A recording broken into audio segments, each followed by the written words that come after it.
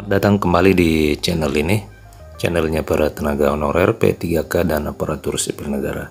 Untuk Anda rekan-rekan tenaga honorer dan yang baru bergabung di channel ini, silakan tekan tombol subscribe untuk mendapatkan update informasi-informasi terbaru seputar tenaga honorer P3K dan aparatur sipil negara.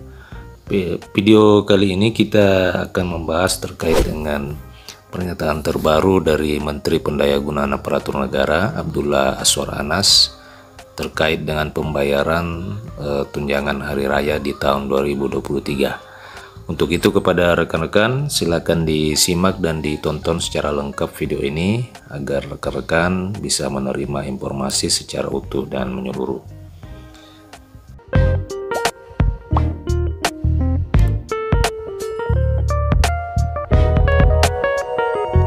Rekan-rekan sekalian, pernyataan terbaru dari Menteri Pendayagunaan Aparatur Negara Abdullah Azwar Anas terkait dengan pembayaran tunjangan hari raya pada Lebaran tahun 2023 ini.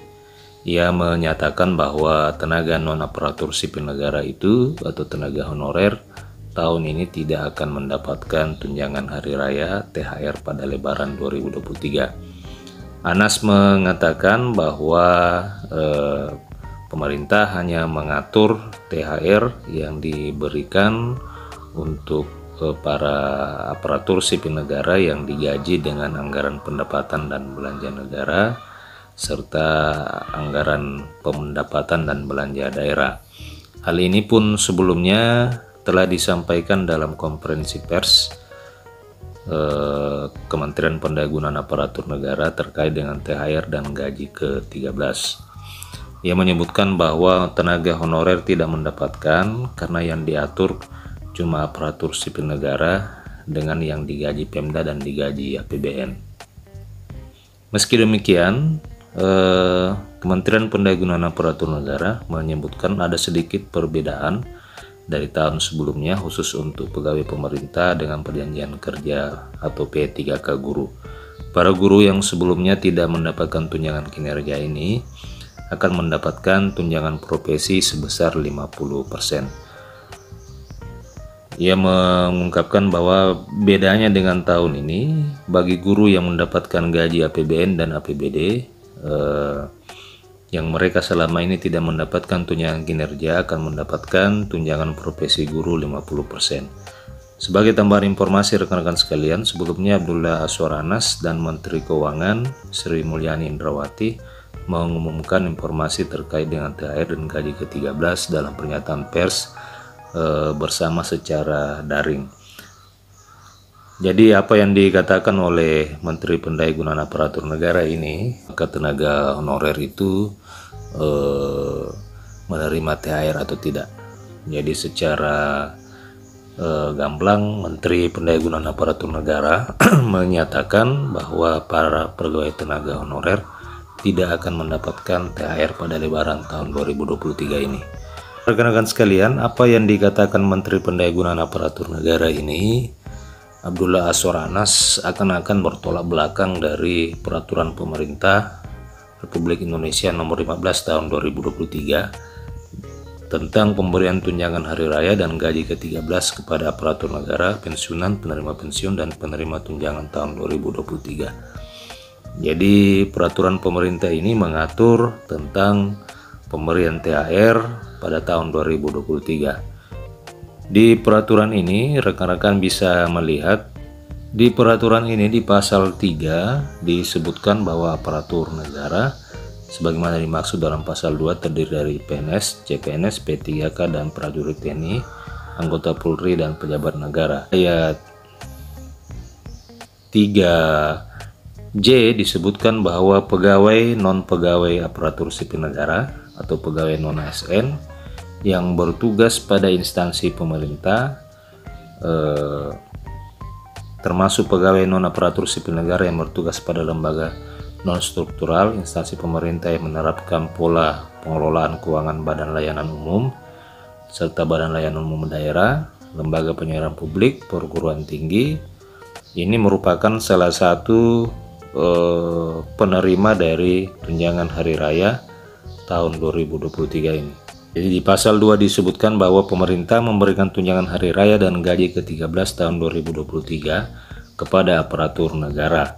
Nah, aparatur negara itu sebagaimana disebut di pasal 3, aparatur negara itu terdiri atas, di poin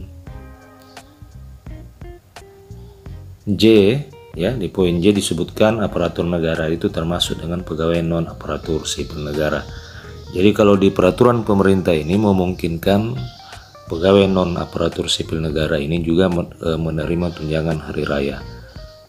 Jadi ini sangat berbeda dengan apa yang dikatakan oleh Menteri Pendayagunaan Aparatur Negara. Akan tetapi mungkin pernyataan Menpan ini maksudnya disesuaikan kembali dengan kemampuan keuangan, apakah itu anggaran pendapatan dan belanja negara maupun anggaran pendapatan dan belanja daerah. Kemudian di pasal 4 di peraturan pemerintah terbaru ini disebutkan bahwa pegawai aparatur sipil negara sebagaimana dimaksud dalam pasal 3 ayat 3 huruf C harus memenuhi persyaratan warga negara Indonesia.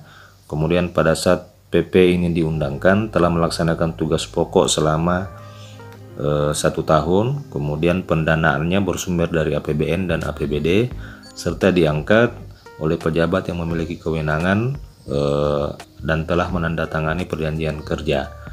Dalam hal pegawai non aparatur sipil negara belum melaksanakan tugas pokok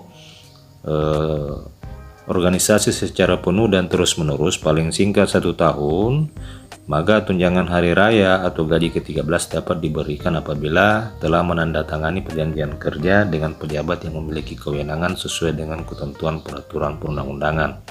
Kemudian telah ditetapkan menerima tunjangan hari raya dan gaji ke-13 oleh pembina kepegawaian.